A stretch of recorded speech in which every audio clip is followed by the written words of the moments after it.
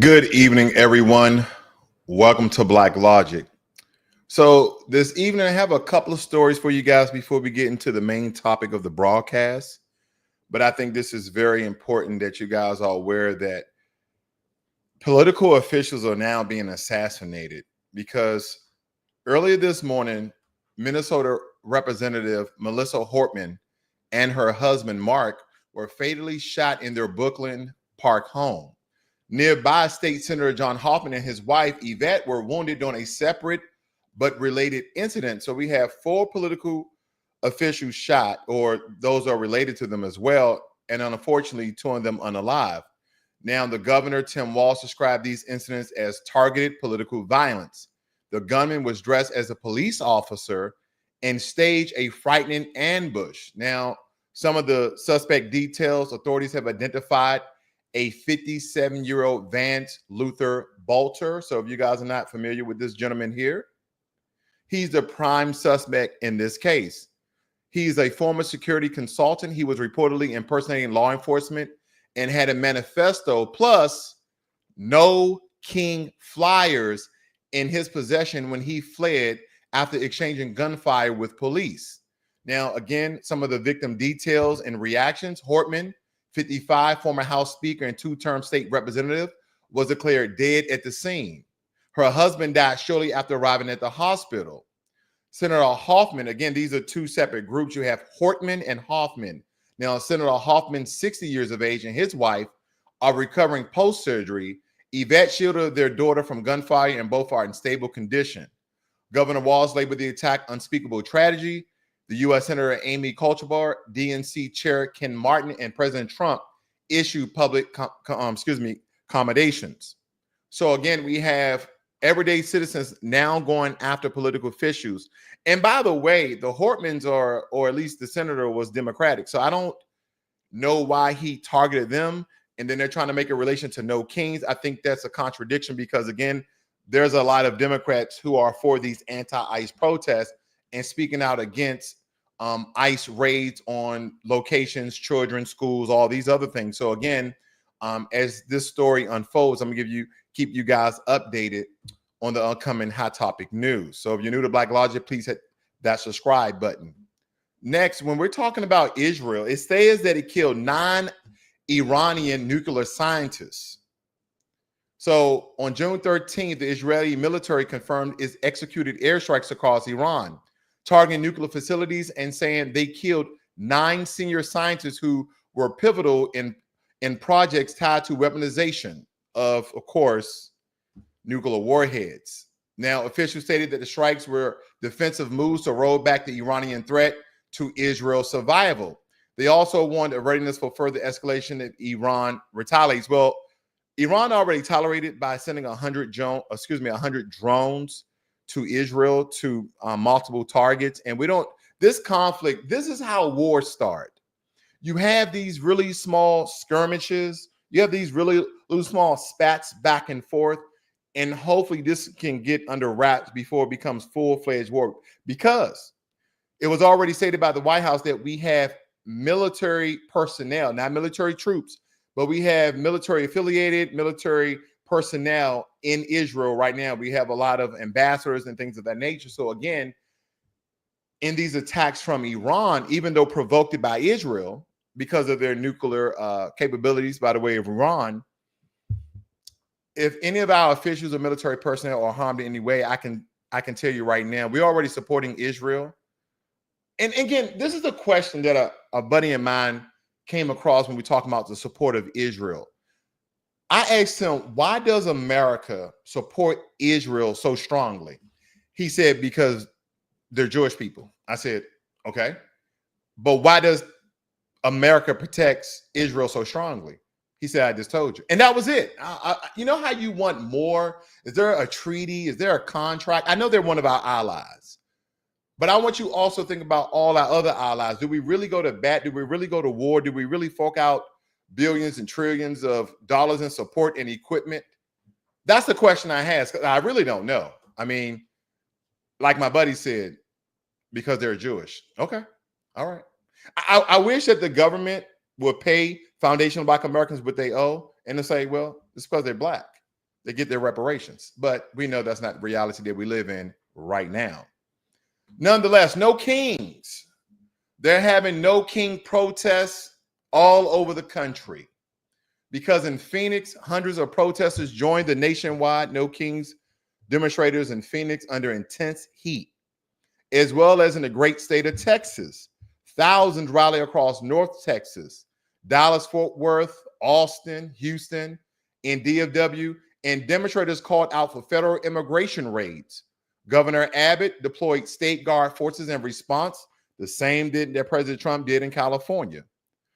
The Texas state capitol was evacuated after officials detected a credible threat tied to the protest. So again, we're having political violence on Congress people, on senators, and they're sending arrests, and they're very serious about these threats, by the way. It states that the following political pressures and protests, ICE has paused most immigration raids on farms, hotels, and raids. They have paused most of their raids on farms, hotels, and restaurants with these raids. And I think because right now, U.S. law enforcement is fighting a 50-head war. We have 11, and this is the account, it's probably a lot more than that. We have 11 illegal immigrants in our country. We don't have 11 million nothing in America when it comes to law enforcement. I don't think we even can top those numbers. So we have to do targeted. And again, a lot of these protests, I hate to say this, I knew this broadcast was going to be very inflammatory. People may not like the way I go about this, but again, I want you simply to look at the law. Again, when we get our emotions involved in this, I can be called all sorts of things. I'm just giving you the law. During these No King protests, anti-ICE protests, this is a great opportunity for law enforcement in that area. And I know, stop and frisk, let me see your freedom papers. It happened to Black folk. But these protests are very, very different than Black Americans in the streets protesting. Very different. They're protesting for people who are legally in the country to stay. That is the mass difference here. And I want to jump right into the heart of my broadcast. And I know a lot of you guys may be definitely fatigued out when it comes to my banter, when it comes to this song, but I'm just going to play a little bit of it because, again, this sets the foundation and this sets the tone of this broadcast.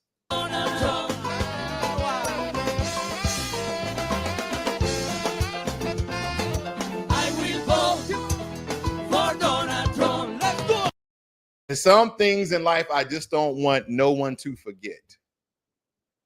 Roughly 47 or 48% of the Hispanic Latino community voted for President Trump. Majority of them male, no less.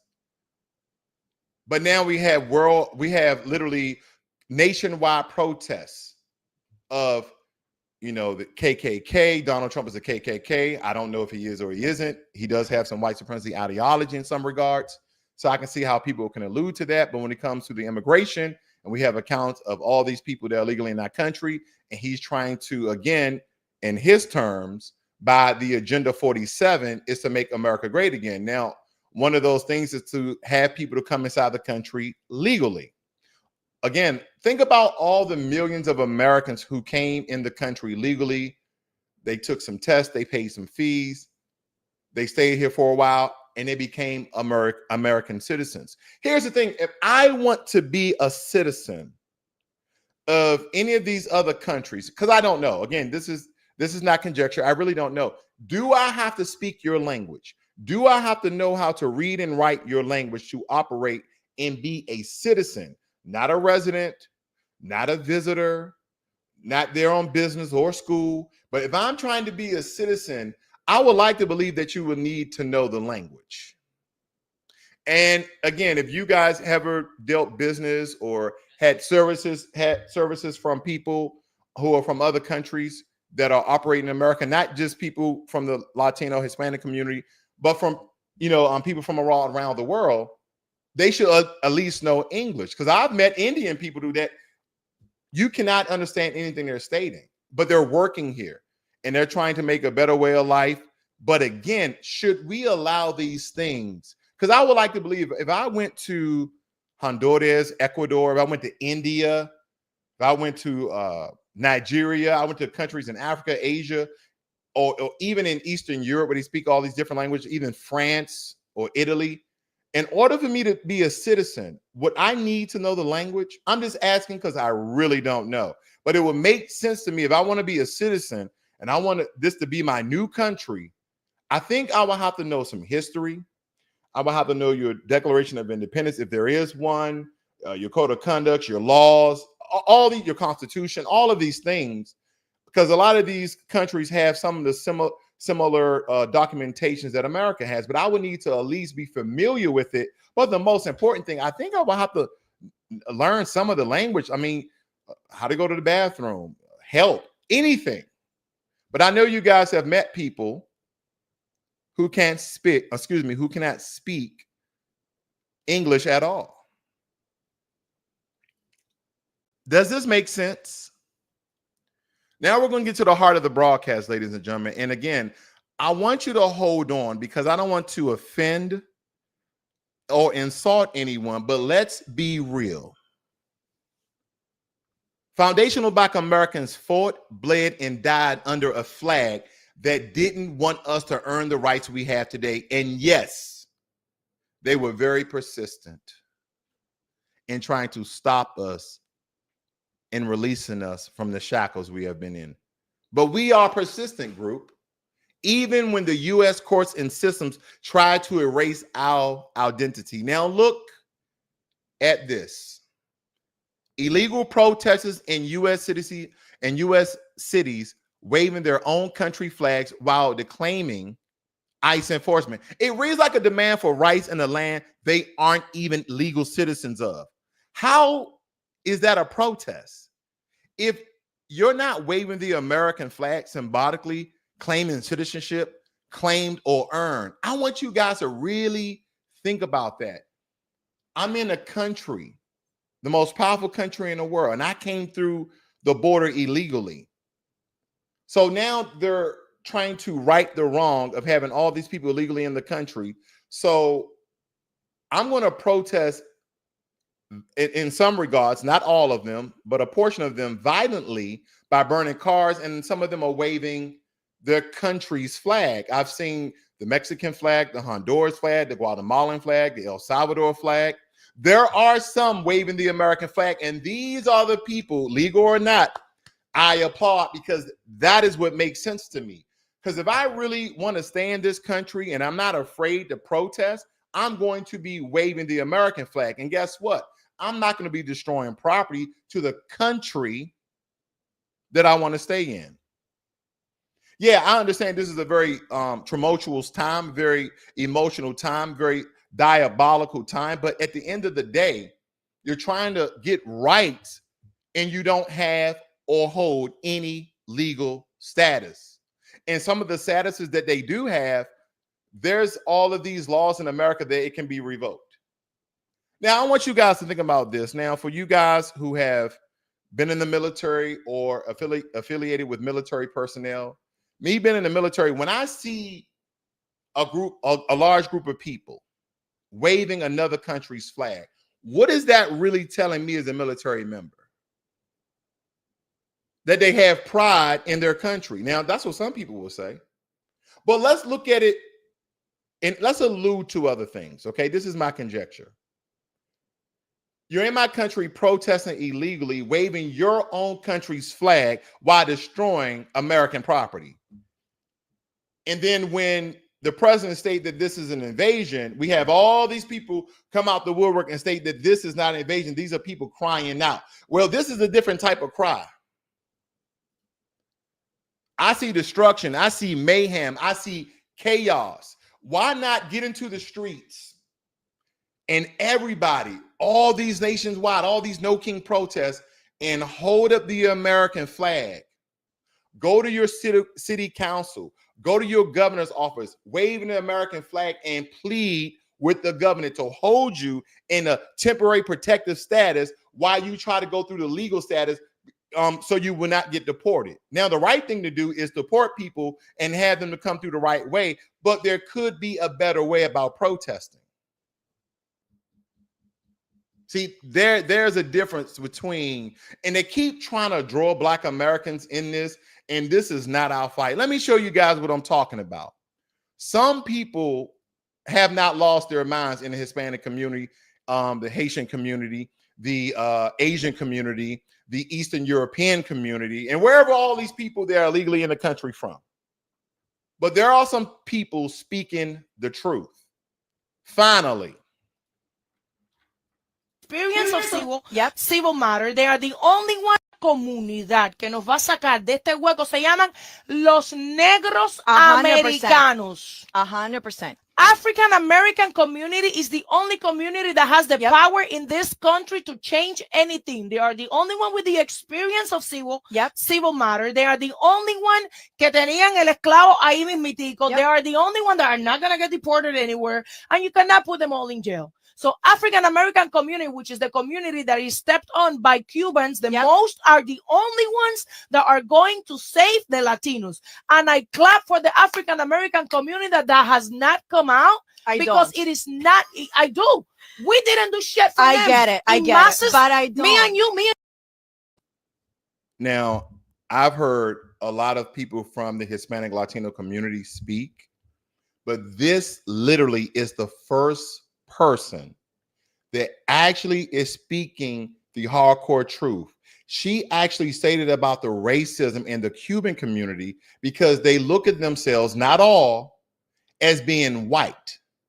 Even though we know that the Spaniards pillaged and raped and robbed and destroyed all these different Hispanic and Latino Spanish-speaking countries outside of Spain, but they still associate themselves and their ideology with white people, with colonizing. I don't mean all white people, so don't, again, I told you this is going to be a very inflammatory conversation because I want to speak the truth here. And I'm going to back it up because her friend didn't like her words, but she's like, no, I'm speaking the truth. See, finally, someone is bringing it to the forefront, and she said, I understand why Black Americans are not in the streets. I understand why they're not supporting us. But when we look at history, when we look at all the immigration laws, all the civil rights laws, all the voting laws, all the equal rights laws, Black Americans are the ones who got those things put into law. Finally, someone who done some research, finally someone who's speaking the truth outside of the Black community. Thank you very much. I'm going to back it up and I'm going to let it play through. American community, which is the community that is stepped on by Cubans, the most are the only ones that are going to save the Latinos. And I clap for the African American community that has not come out because it is not. I do. We didn't do shit for them. I get it. I get it. But I don't. Me and you support, but in masses, we didn't support anything that was going with them. Latinos look at Cubans specifically. I'm not going to talk about any other community because I'm not part of that community, even though I'm a Latina with them. Cubans talk shit about African Americans. Cubans did not support African Americans. Cubans think that they all victimize themselves, of this, all of that. African Americans are the only ones that are going to save your asses, Latinos. So you better start kissing. If you're going to kiss some ass in this country, you better kiss some black. Okay, no, you don't got to go that far. You don't got to kiss no black butt, but okay, I get what she's saying. All this rhetoric and very, disparaging language that's come out of the Hispanic community. This is the first person I've seen to speak truth to power in that community. And she's only speaking, now she's vastly speaking to the Latino community, but she concentrated for her Cubans. So I get that. She didn't want to, because there's many Latin American communities and countries in Central America, especially. But again, she was speaking mostly for the Cuban community. But again, at large, she was speaking for the Hispanic community. So again, when I look at these things, finally someone has come out and spoke the truth. But there are some points I want to make. Point one, the rise of foreign flag protesters, because between June 6th through June 11th and even today, protesters exploded in anti-ICE protests carrying Mexican, Guatemalan, Salvadoran, Honduras flags predominantly. And what they're calling that the federal officials call a foreign invasion because these people are destroying property, vandalizing things while waving other flags from other countries. And believe me, a lot of community leaders push back saying it's cultural identity, historical roots in places like California that were once Mexico. Again, this is about, to a lot of the leaders in these communities stated that this is not about an invasion. We're just showing cultural pride. Well, there's one culture that you guys should be trying to adhere to. That's the American culture. Now, I wanted to speak on this for a very long time, and I know a lot of people are not going to agree with this.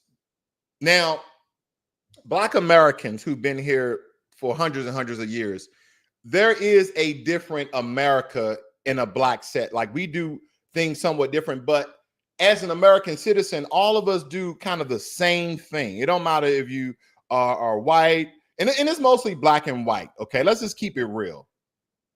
Then we're talking about Americans in general, of a lot of historical and a lot of traditional things. It don't matter if you're Black or white. On 4th of July, I can just walk around my neighborhood, which is a mixed neighborhood of different people. And I guarantee majority of the Black ones and majority of the white ones are going to be cooking now. They're going to be cooking some of the same things. They're going to be cooking ribs and burgers and hot dogs. You're going to see that everywhere. And then later on, they're going to shoot off fireworks. Now, even though people are now calling America a melting pot, I remember when New York was just a melting pot, but because we have so many people in our country from all over the world, which is fine because people love America. And a lot of people want to be, and matter of fact, when I was getting gas today, I went inside the store because the kiosk wasn't working to put my card in. And there was an Indian man. His name was Patel. I'm not kidding. His name was Patel. And I said, where are you from? I read his name. I kind of figured he was from India, but he said, I'm from India. I said, oh, okay. I said, we started having a very small conversation, but I got down to the nooks and crannies. I said, so when are you moving back home or going back home? He said, oh, no, I'm going to stay here in America. I want to be a citizen. Because he asked me, where are you from? I said, my family's been here, since the dawn of time, hundreds of years. He said, oh, I want to be American. I said, you don't want to go back to India? I said, I've met some Indian people. They seem very nice people. I would think that India is very nice. He said, oh, no. India is overpopulated and there's a lot of crime and all these things. He was telling me there's a lot of crime. He was telling me the infrastructure in some places is not as good as America. You can go anywhere in America. There's very, very few places in America without running water. There's very, very few places in America without a modern bathroom where you don't have to go out to an outhouse. I'm pretty sure there's somewhere out there. I know there's people still drinking well water and probably some person out there with an outhouse of some sort. But that's what I don't understand. People come to America and then they bring their culture here, which is fine. Because we wouldn't have all these delicious food. I love Indian food. I love Hispanic food. I love something like when I went to Ghana, they had, really delicious food. What else? I like Mediterranean food. I love Kenyan food. I love South African food. I love a lot of food. That's probably why I'm big. Probably need to lose a couple pounds. But nonetheless, I love that. But we have these parades in America where people are proud of where they're from and they're waving their flag. They're having an identity in America. Now, I don't know if this happens in any other country around the world. And I think it mostly happened in Western European countries where we have all of these other people from all these other countries that they build these communities. They flock to one community. And then all of a sudden they have some sort of parade. And the only thing you see are their flags waving and they're serving their food. And I get it. It's about country pride. And I've heard a lot of racial tropes towards our community stating that all these people from all these other countries work hard. Then why didn't they work hard in their country? Where their countries lack opportunity. Okay. Why didn't they work hard to create opportunities? Where their governments are corrupt. Then why didn't they vote out or vote in, or in some cases, which I don't, necessarily speak up for. I've seen a lot of countries overthrow their governments and put their proper people in place. I want you guys to look at Burkina Faso. with Abraham Traore. Again, just the things he's doing. They want this guy to stay in place. They want him to be a dictator to a certain degree, because he's going to stay the president until he gets the country under control that he stated. And the people are loving what he's doing. Because you know what the president of Burkina Faso is doing? He's creating opportunity for his country people. He's inspiring and motivating and innovating to build a better Burkina Faso for his people while giving them jobs and opportunities and skills. He's brokering deals with the Russians. He's brokering deals with the Chinese, because these are the only two powers. Again, very, being an American, Russian, Chinese, this kind of the American in me to a certain degree. But again, if I'm one of these countries where the European powers are not trying to do business with me, they're not trying to share technology, they're not trying to teach us how to feed ourselves and defend ourselves, and I'm going to go with a country who will. And I respect that. So again, if these people are coming to America for opportunities,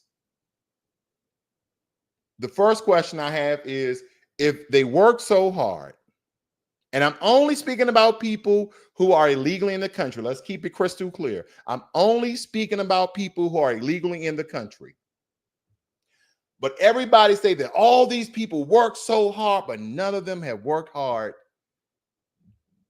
in their own countries. I want you guys to think of the mass incarceration of people, the mass demographics of people that come to America. Do you guys see a lot of Japanese people in America? I mean, a lot. Do you see a lot? I don't. I don't see a lot of Japanese people. Do I see a lot of Koreans in America? Mostly in beauty shops. Do I see a lot of Vietnamese in America? Mostly in nail shops. And the only reason why I'm giving you these examples, because I've been to Vietnam, I've been to Korea, I've been to Japan. I was very surprised when I went to Ho Chi Minh, or also known as Saigon. I thought it was going to be like this third world city where nothing works, but it wasn't. It looked like a bustling metropolis. And of course, you already know Japan and Korea, they're up to date with technology, the infrastructure, the sound. These cities and countries are very safe.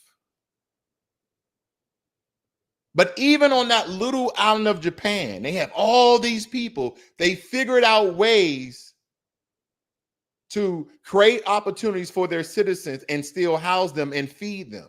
They thought of all these very innovative ways. Instead of, in America, they can build houses horizontally. We're going to have to build going up because we don't have that much land mass. So they're always coming up with mini, miniature, and micro technologies to build certain things.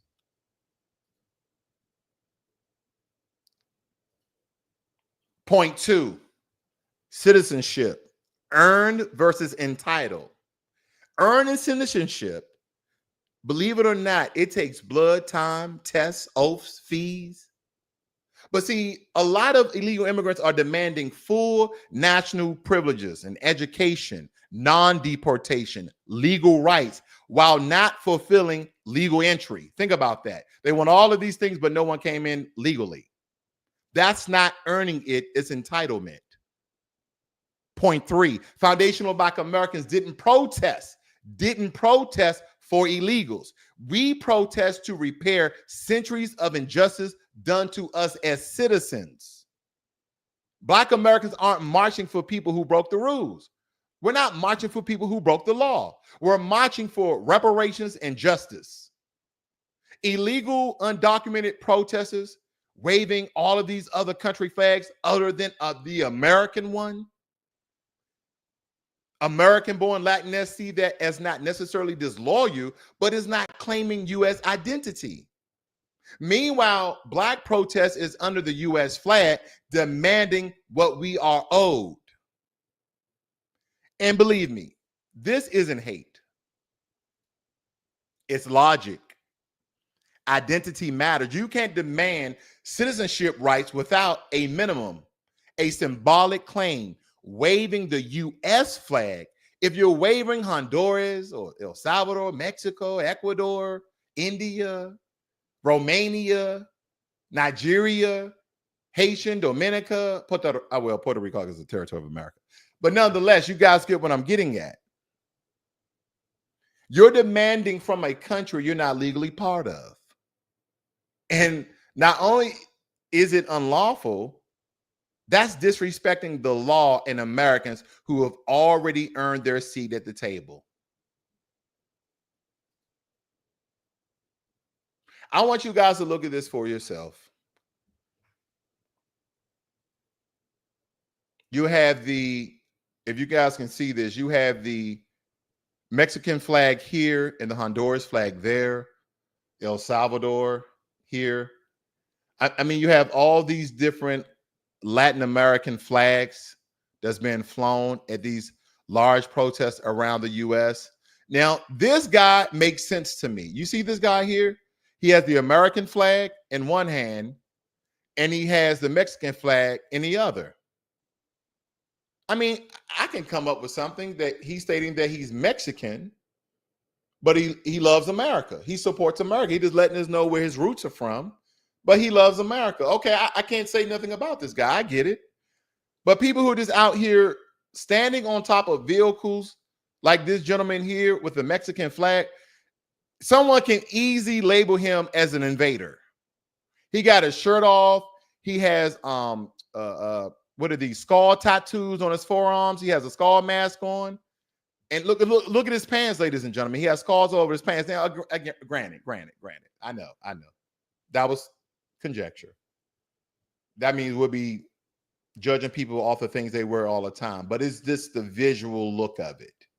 You have your shirt off. You got things burning in the background. People are standing on burning cars. You're waving the Mexican flag. None of it looks right. None of it looks right. And believe it or not, so I was looking at this picture here. Let me show you guys this one very quickly. Can you guys see this one over here? Look at this one right here. See, this is disrespectful when you hold the American flag upside down. Because that basically stating that America's in duress.